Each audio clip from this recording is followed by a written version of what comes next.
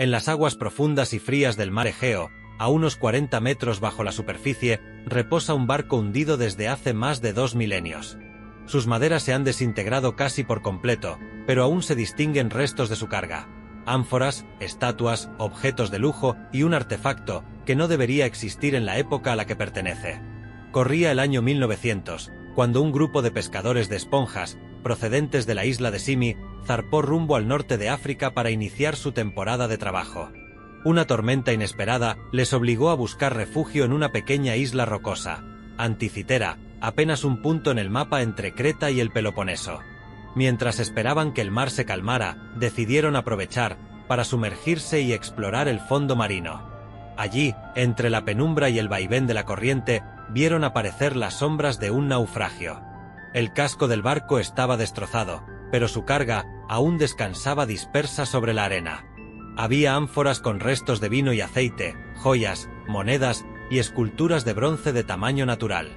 Los buzos ascendieron a la superficie, con noticias de un hallazgo increíble. Los trabajos de recuperación de aquel naufragio no fueron fáciles.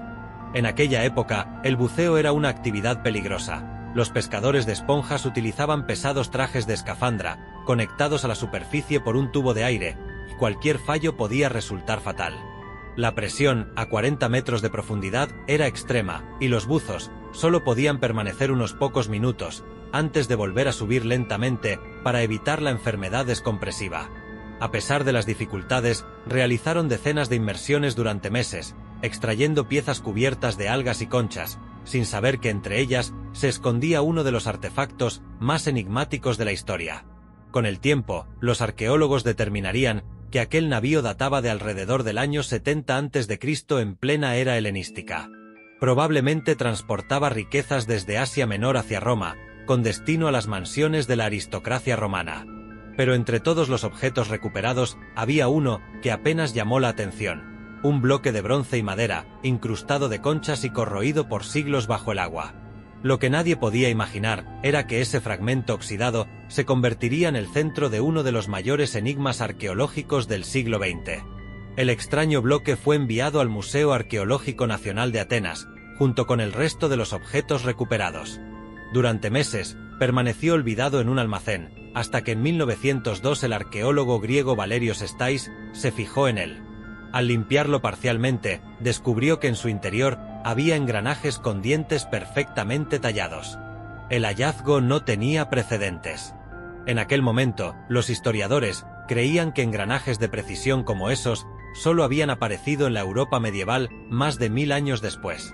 El mecanismo, fechado en el siglo I a.C., no encajaba con la línea temporal aceptada de la historia de la tecnología. A pesar de su importancia, el estudio del artefacto avanzó lentamente. El mecanismo estaba fragmentado y frágil, y las herramientas de investigación de principios del siglo XX eran limitadas. Durante décadas, se realizaron observaciones superficiales, pero nadie logró descifrar su verdadero propósito. El misterio comenzó a aclararse a mediados del siglo XX, cuando arqueólogos y científicos de distintas disciplinas unieron esfuerzos.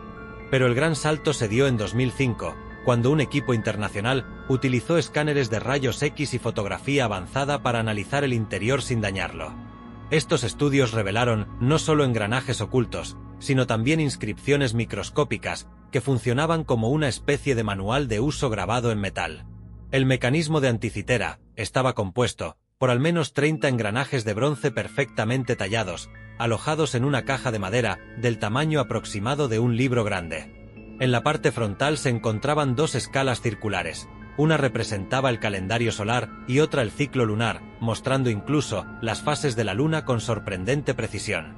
En la parte trasera había 2 espirales. Una predecía eclipses solares y lunares, y la otra servía como calendario de eventos deportivos importantes, como los Juegos Olímpicos. Cada engranaje estaba diseñado con un número exacto de dientes, para reproducir relaciones matemáticas complejas, como el ciclo de Saros de 223 meses, utilizado para anticipar eclipses. Algunos investigadores creen que el mecanismo también compensaba las irregularidades en la órbita lunar, un cálculo que requería un conocimiento avanzado en trigonometría y observación astronómica. Al girar una manivela lateral, todos los engranajes se movían de forma sincronizada, reproduciendo la danza cósmica del Sol, la Luna y, posiblemente, de planetas como Mercurio y Venus. Era una máquina de predicción y representación del cielo, construida más de 2000 años antes de la invención de relojes astronómicos comparables en Europa. En la Grecia helenística, la astronomía era un conocimiento esencial. Servía para orientar a los navegantes, determinar las fechas óptimas para sembrar y cosechar, fijar el calendario de festivales religiosos y, por supuesto, para la predicción de fenómenos celestes. Figuras como Hiparco de Nicea ya habían creado modelos para explicar los movimientos de la Luna y el Sol, mientras que Arquímedes trabajaba con ingenios mecánicos capaces de representar el cielo. El mecanismo pudo haber tenido múltiples funciones. Ser una herramienta educativa para enseñar astronomía en escuelas y foros científicos. Actuar como calendario agrícola y ritual, marcando días clave para la vida cívica y religiosa. Ayudar a navegantes y comerciantes a planificar rutas según las estrellas.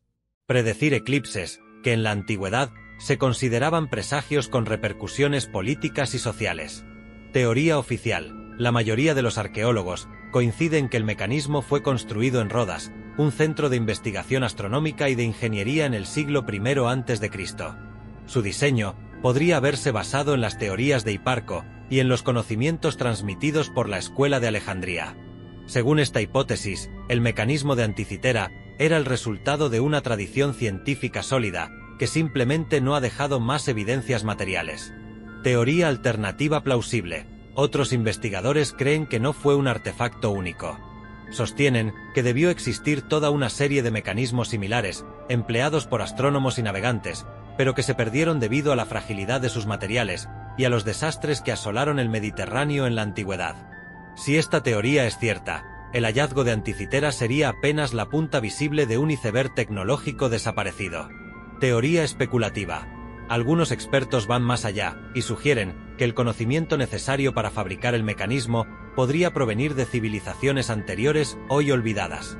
Incluso se ha planteado que las rutas comerciales conectaban el Mediterráneo con culturas lejanas como Egipto, Mesopotamia o incluso Asia, facilitando un intercambio de ideas que podría haber inspirado su construcción.